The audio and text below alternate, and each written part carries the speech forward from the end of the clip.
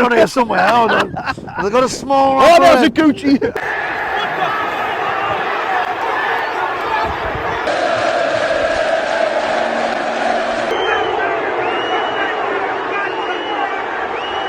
Right, everybody, welcome back to another match preview on the channel. It's getting close to the end of the season. Thank God. This one is for Sunderland versus Millwall, 13th versus 16th. 16th!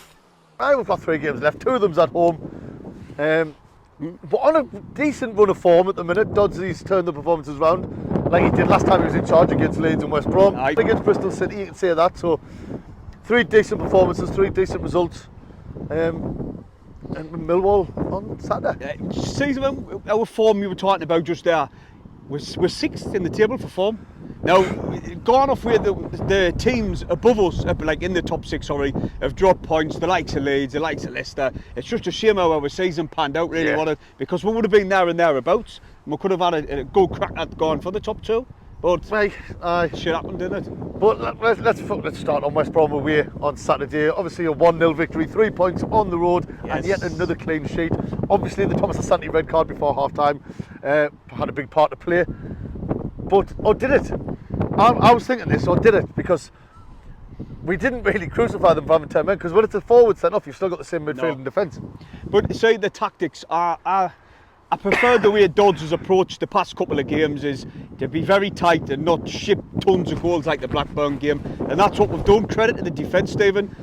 5 clean sheets in 6 games. Yeah. 5 goals conceded was only the ones in the Blackburn game, and that's in 6. You know what I mean? That's mad, that though. You know? 5 clean sheets in 6 games, but we've still conceded 5 goals. Yeah, if anyone can do that, it's Sunderland. It is. It's just the Sunderland way, just our way. Of course it is. But like, you've gone back onto the West Brom game, Ballard had West Bromwich Albion fans on strings. He was my man of the match. He was absolutely solid at the back. It was a defensive display. It was really Performance, and I haven't said this very often this season, but it was a lovely performance by Ekwa.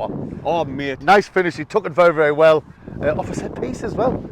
Styles with his first assist, and Ekwa with a nice cut. His 5th goal of the season, I believe it was. The fact that we were a bit critical of Styles playing in the defence, weren't we? We preferred him further up the pitch like he does for Hungary. But yeah, well, that's what we haven't really seen that. We have, but I I have said I would like to say that because that's what he does for Hungary and he does it very well. But he's been doing all right the last couple of games at left back, which isn't his natural position. So you've got to say fair play to him. But like I say, if he's been part of a back 4 that's kept that many clean sheets, so you've got to give credit to all the back 4 and the keeper. But the keeper could have had a night off against Leeds. Yeah, no, I don't think he had much to do against West Brom. I can't remember. I had a bit too much tipple. Too much to drink. I enjoyed yourself on your jollies, did you? Oh yeah, jolly boys out.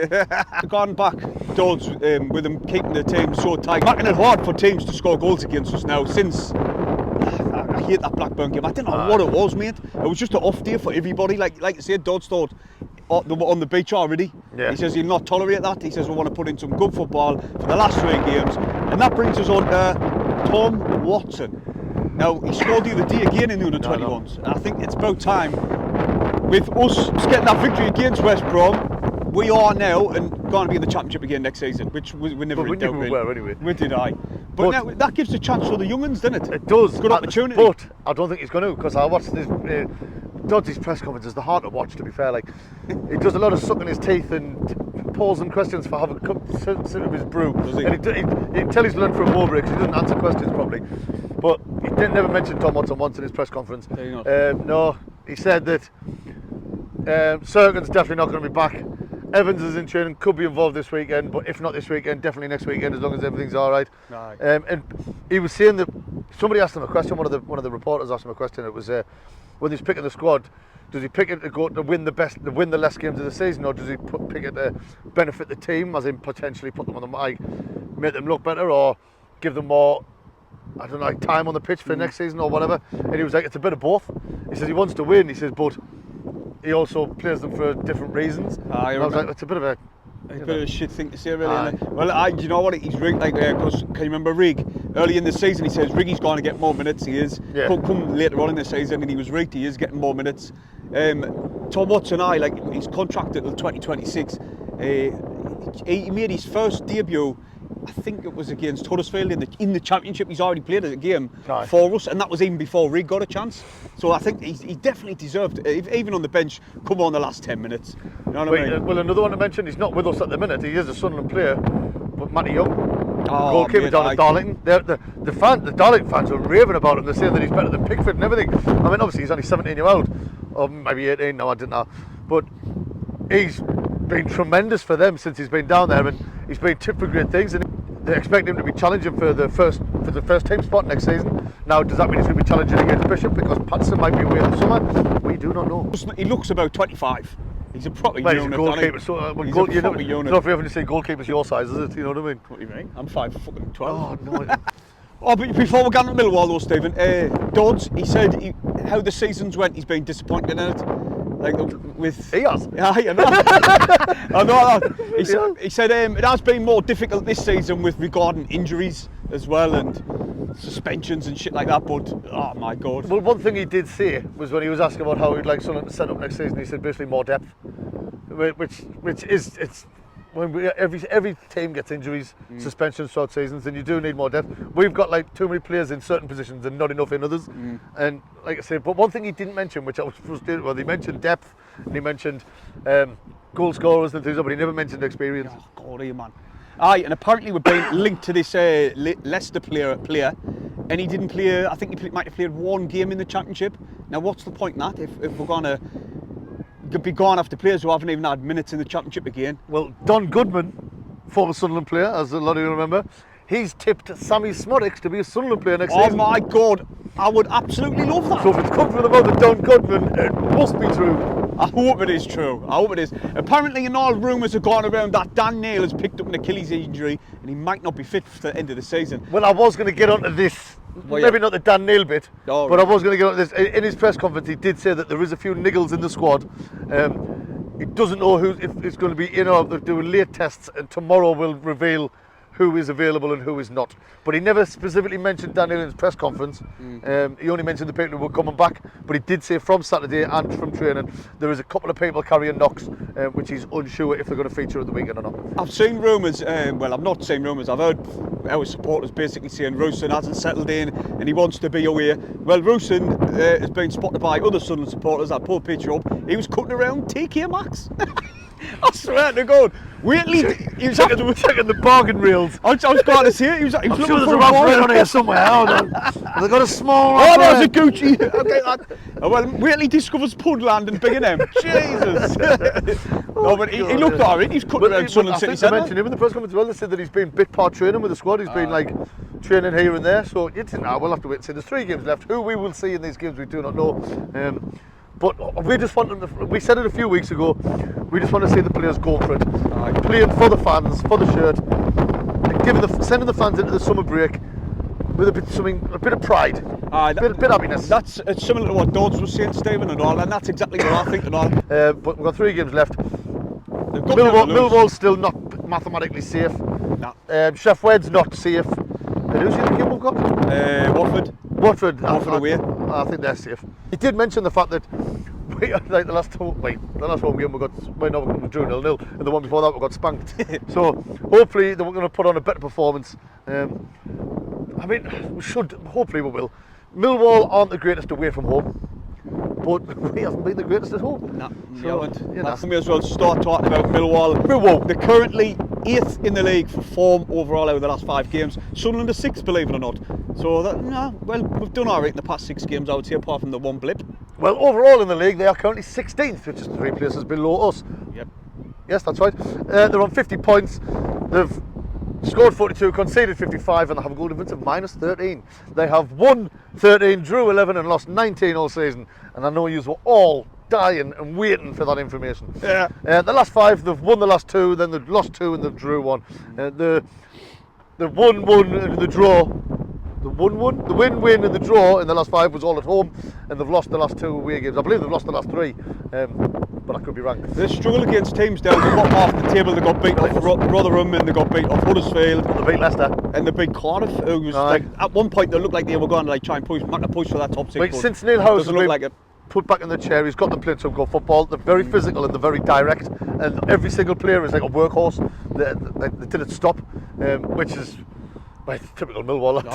It's what every fan wants to see. They've got some good players in that team. Oh, of course they are. But this season they've only won 5 games away from home all season. They've drew 6 and they've lost 10. The home form's been decent, especially since Neil came in. Neil Harris. Bloody hell. The wins tapped me friggin' there. Nearly took you over there, didn't it? I could cut glass here. Obviously, every team they've got some players to watch. The main one is Zion Fleming, 7 goals and 5 assists. You've got Kevin Nisbet, he's got 5 goals. Tom Bradshaw, 4 goals, 3 assists. George Saville, he's got 2 goals and 4 assists. And then there's 2 former Sunderland players, which we all know, George Honeyman and Duncan Watmore. We know them very well, you know what I mean. But Honeyman's apparently injured, but he's going to try and make a late push. But they've had quiet seasons, to be fair. Honeyman's got no goals and 2 assists this season, and Watmore's got 3 goals and 1 assist, and one of them goals came in injury time last Saturday. Well then, Steve, I'm going quickly back onto that Tom Bradshaw. Last season he scored 17 goals, but he hasn't been in the squad for quite a while in this season. I don't know if he's been injured or not. Fleming scored 15 last season. You know, they've got some good... So I'm glad we're not playing them last season. No. Can you remember the score against these? I would beat them 3-0 down there, please. This season? No, this season. This season, aye. No idea. I can't remember. Obviously, because Craig Paul touched upon it. A couple of niggles in the squad. The Dodds will find out tomorrow who's available, who's not. We'll not find out until Saturday in true Sunderland support. Because they're going to keep everything quite like they do. Of course they do. But Evans could be involved in the squad on Saturday. But if not, if he gets through to the next week, he will be involved next week. Did Dodds say that? Yes, Dodds said that. Oh, yeah. Now then, if it's true about Dan Neil, then I wouldn't mind Evans coming back in. Wait, I haven't heard nothing about Dan Neil. Sort of. But he's a back of his arse nails. It's not going to be an easy game, this. No, definitely not. Definitely not. But even if it was meant to be, we would make it hard. Hard, would I? Well, we have done, haven't we? We've proved that all season. We've struggled against teams down the bottom where we should be battering, and we'll end up slipping up against them. But I think it's still going to be a hard, tough game against them. Like you say, we've struggled because we haven't got a striker. A man who can put it in the back of the net who's meant to play that position. I wouldn't mind saying Millwall playing well, but us playing well. I wouldn't mind saying a good battling game of football, but us coming out on top. You know what I mean? Like a 3-2 or something. That would be mint. Well, I'd rather 6-0, but just like, you know what I mean. But I want to see a good game of football, but I want to see Sunderland being the better team. Why? Because it's really good. Obviously, it's great seeing Sunderland play against a team that's playing absolutely shite and pumping them. But when they're playing well against another team that's playing well and trying to, then it gives you more optimism for what the future holds. I get what you're saying, but like I say, against West Brom, Steve, the way you just sat in with made sure there was a nice space in between the lines, and the cut was restricted them from shots from outside the box, and that Asante just got wound up because he was getting boxed to bits off Ballard, and then he reacted twice straight away and all, one after the other. 2 yellow cards in 90 seconds, wasn't it? What a tatty. But then, like you see, at times on the stream I was seeing, doesn't even look like they've got 10 men here, but we just kept our game plan, didn't we? It's different when it's a centre forward, there's no big holes, like there's no hole in the midfield, there's no hole in the defence. And because we kind of did just sit back in the second half, we didn't really go for it, did we? No, late stages we were pushing on a little bit, but like I say, there was a few good performances. Dan Neil was excellent, like he always is. The back line I was impressed with the majority of them, to be honest. Even Joby's hold-up player, when the pressure was on, the ball was pumped up when we kept out of it. But like you say, we're desperate for a striker, a proper experienced striker. Not experienced, just so he knows where the back of the net is. You know what I mean? It's as simple as that. And anyway, Stephen, you want to talk about Sunderland a bit more to crack on with? Or do you want us to go on to the people who got the scores right? Get on to the score predictions. People who got the score prediction right for the West Brom game, which obviously was 1-0, is Paul. Right then, here we can. Hussein is back. He got it right, and he wanted to know that we were back because he commented on his score prediction and said, "I'm back." Leslie Thompson, Mr. C, mate, he got it right again. John Hensel, Brett Smith, and Tom Stanton. He got it right. They predicted 1-0, just like I did, and now I take the lead 3-2 in the punishments. Right. And I cannot wait. What do you mean you cannot wait? This competition doesn't count unless you do your punishment before the end of the season. I'll do it as long as. No, there's no as long as. You should have done your about all season to do your punishment, and every time I suggested when we do it, you've come up with an excuse. So this competition, I think earlier on the season we said we weren't going to bother anyway, but we're still doing those score predictions. Right, if you didn't want to bother, I'm not bothered. No, you still got to do yours of last season. But what if, right? I win this season, and then just... I'll probably still do my punishment before you've done yours of last season. No, you took ages to do it. I would have done it. No, I had it all sorted, then you said I can't do that. I couldn't do it. Anyway, score predictions for Millwall, Paul. Right, I still think this is going to be a tough game. Millwall, like you said, Stephen, their centre half, it's Cooper, isn't it? Yes. He's 6'6", he's an absolute tank. The performances, like Stephen said, have improved a lot, which I'm pleased about. His man was hard to beat, like hard to concede goals. I'm not counting the Blackburn game, it was a blip. I'm going to go 1-1. I'm sitting on the fence. Well, I've got my sensible head on today, and I'm going to go for a Sunderland victory, 4-0. Oh, I fought it! Hey, my God! The wind out of him there with my You did. Kept us up. I've gone 4-0, another clean sheet, and goals for fun. I just want to enjoy the rest of the season. Just gun fight for every ball. That's all I want to see. And obviously, me and Paul will be at the statue on Saturday, and it's the weather's like this, we'll be inside. But it's my wife's birthday, so if you see us, I'm stood next to a cute little blonde-haired thing. Say happy birthday. Happy birthday, Rich. Well, I'll see you. You'll see him on Saturday. In the thumbs up. And subscribe if you're new. Oh, the lads!